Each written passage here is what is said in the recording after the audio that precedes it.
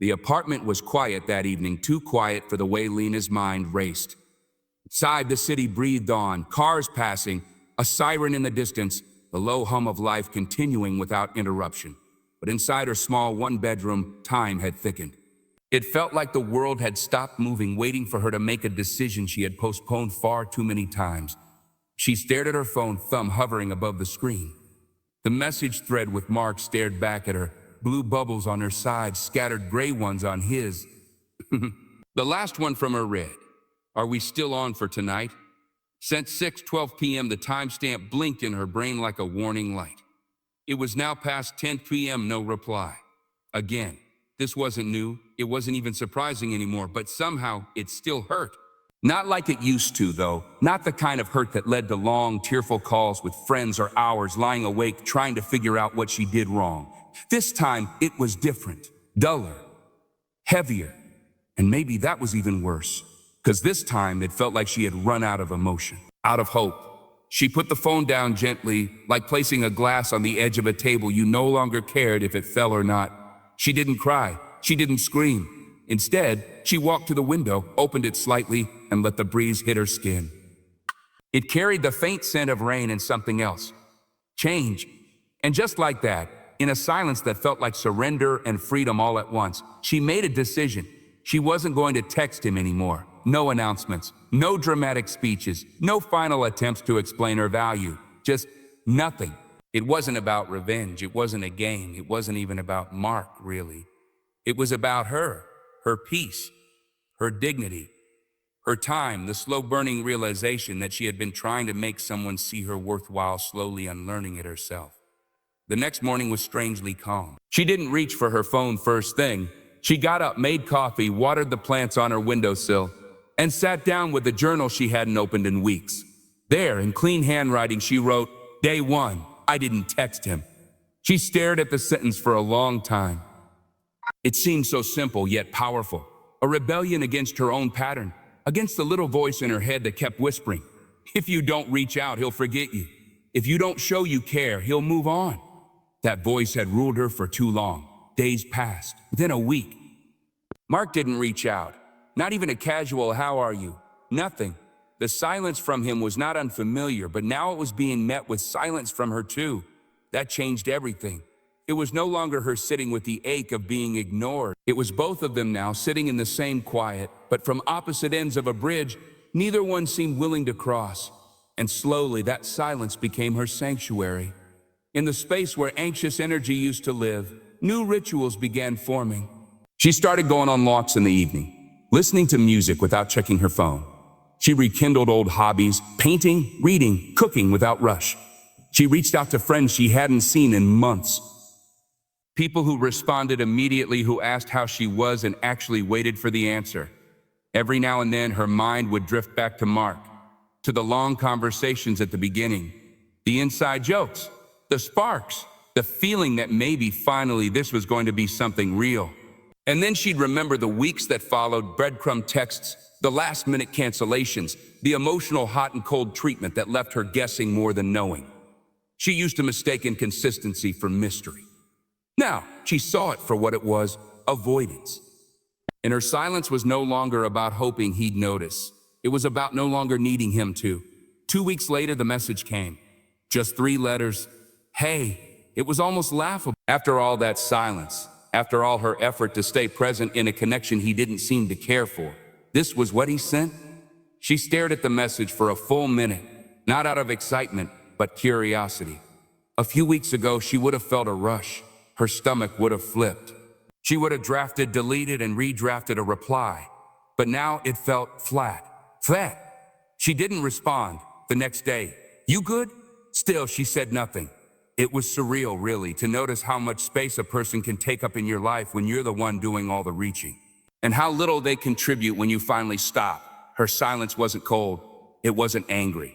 It was just a line in the sand, a moment where she chose herself over the cycle, over chasing, over waiting.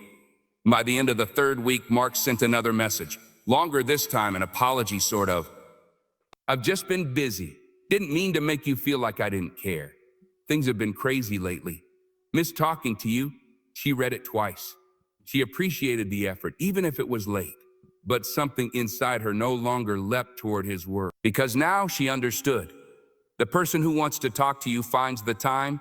The person who values your presence doesn't risk losing it. And more importantly, she wasn't the same Lena who needed him to explain himself. In the past, she would have replied instantly, grateful, relieved, ready to pick up where they left off. But now she sat with it, not because she was trying to play hard to get, but because she was genuinely asking herself, do I even want this anymore? That was the real discovery.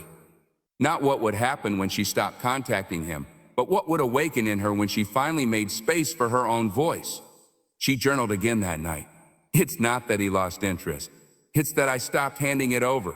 A month passed. Then two. Mark faded into the background, like a character from a chapter she'd already turned.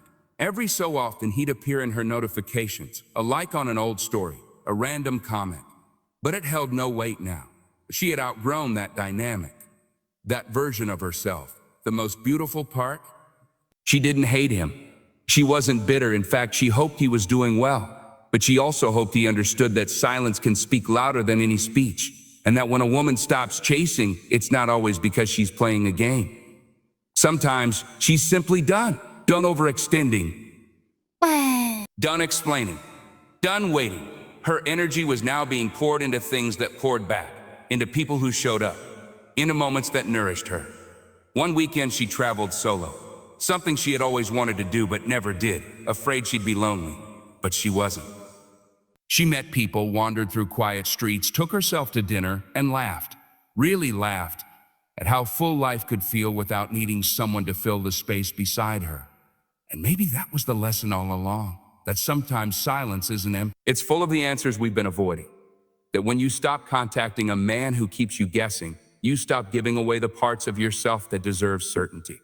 She sat on a bench overlooking the ocean on the last evening of her trip, phone in her lap, untouched. And in her mind, she whispered a quiet goodbye, not just to him, but to the version of herself who thought she had to fight to be loved. And with that, she smiled, not because he came back, but because she did. It was a rainy Sunday afternoon when Lena realized she no longer missed him. The kind of rain that gently tapped against the window, steady and soothing, not aggressive. The kind that used to make her feel a little lonely, curling up under a blanket, scrolling through her phone, half waiting for a message that never came. But today, the rain felt like something different, a clean slate. She stood in her kitchen, barefoot, making tea while humming a song she didn't even know she remembered. The light through the clouds painted her apartment in soft gray hues, and everything inside her felt quiet. Not the silence of absence, but the stillness of peace. She hadn't spoken to Mark in over 6 weeks. At first, it was hard. Not because she longed for him, she had come to terms with that, but because she had been so conditioned to check in. Cutting off contact wasn't a single act. It was a daily practice. A quiet decision every morning. Don't reach for what never reached back. But something had happened in that space. Slowly, Lena began to see things she hadn't noticed before. Not just about Mark, but about herself, her patterns. The way she used to excuse his behavior under the guise of understanding. The way she held the entire emotional weight of the relationship, trying to make up for his lack of presence with her abundance of effort. And now, there was no more trying. She took her tea to the living room, settled onto the couch, and pulled her journal into her lap. The entries had changed lately. Where once they were filled with questions, why is he pulling away?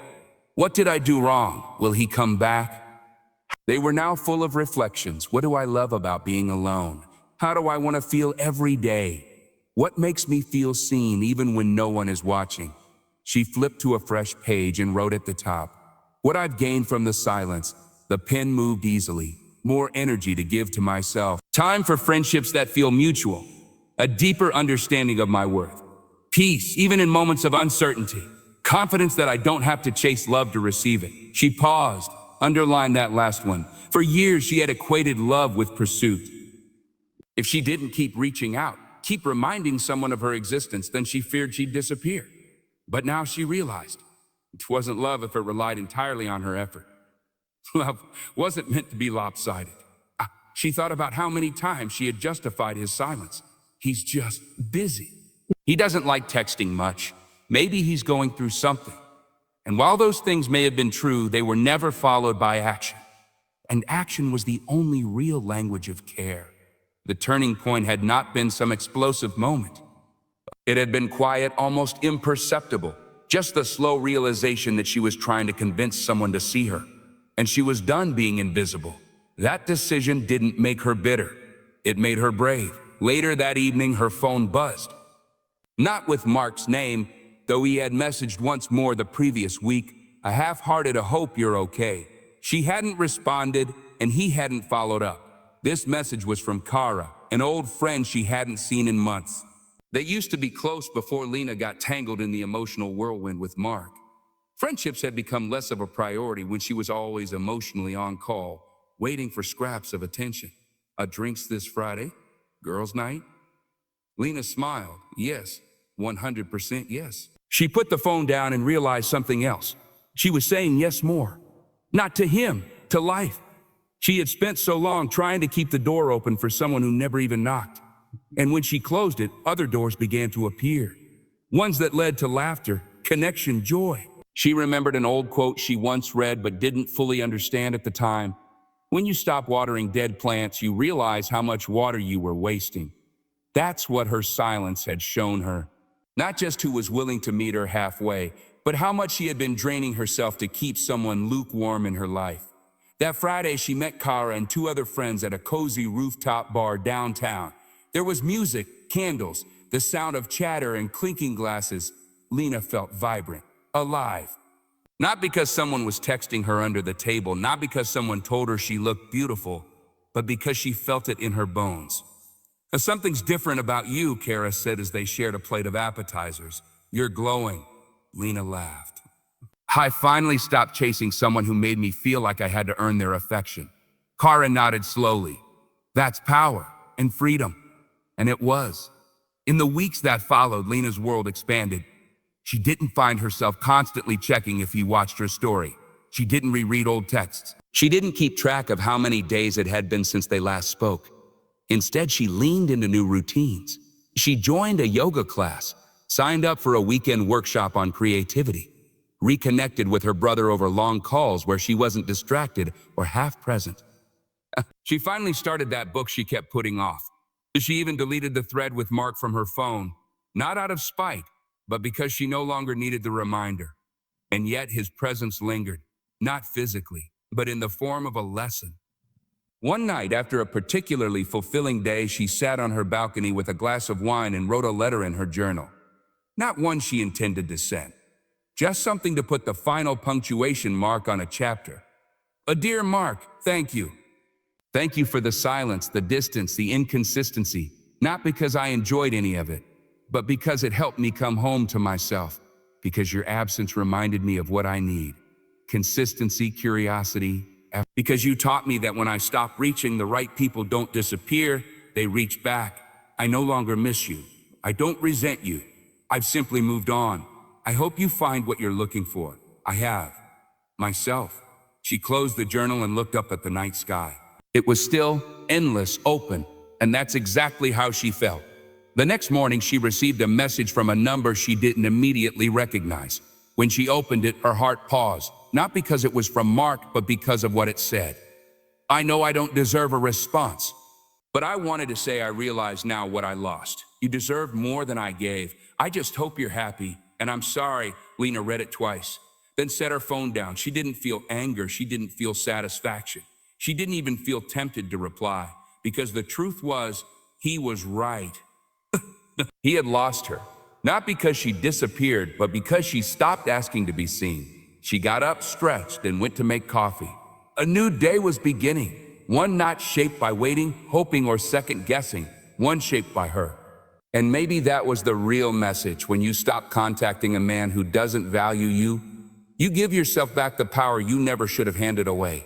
You stop asking to be chosen and start choosing yourself. Lena had spent so long trying to be someone's a maybe.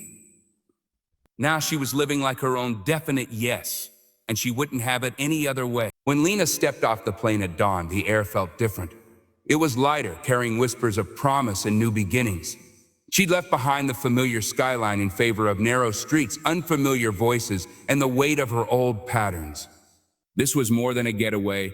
It was a final step in rewriting the quiet parts of herself that had stayed silent for too long. Her phone stayed off most of the time. There were no urges to check messages, no habitual scrolls for his name. Instead, she kept her journal close, handwriting filling pages with reflections she'd never made space for before. She wrote, "This journey isn't about forgetting what I lost. It's about discovering what I never gave myself permission to find." The morning light turned golden as she walked along cobblestone paths. She stopped at a cafe tucked away from the tourist crowds. Ordering a strong espresso, she watched locals move through towns like threads weaving stories she hadn't known were waiting for her. Two women sat at the next table, speaking in a language she didn't fully understand, but their laughter was a melody she recognized. In that small moment, Lena felt a shift. She wasn't eavesdropping to feel connected. She simply felt alive. Later, she found herself exploring a small bookstore. She leafed through worn novels, stopping when a title felt like a mirror to her journey. Becoming Enough. She bought it not out of impulse, but because she knew on some level she was still learning that lesson. That afternoon, she walked into a quiet gallery and found a painting that took her breath away. It was abstract, splashes of color colliding, flowing, bursting. In that chaos, she recognized herself, not neat, not polished, but real and evolving. She lingered until the sun shifted and lights dimmed. Back in her room that evening, Lena journaled, "I've realized something critical. I wasn't just giving my energy away to someone who didn't value it. I was also giving up moments like this, where I might feel full on my own." That night, tired but gently satisfied, she slept without checking her phone. Not because she didn't care about connection anymore, but because her connection to herself had deepened.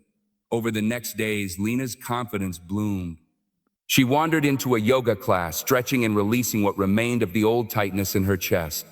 She sat by the sea, letting waves carry her old anxieties away. She met new people, travelers with stories and locals with smiles, and just let conversations unfold without editing or trying to impress.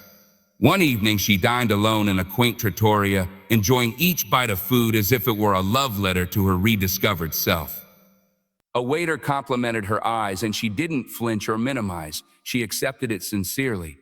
In her journal, she wrote, "Acceptance isn't always about humility.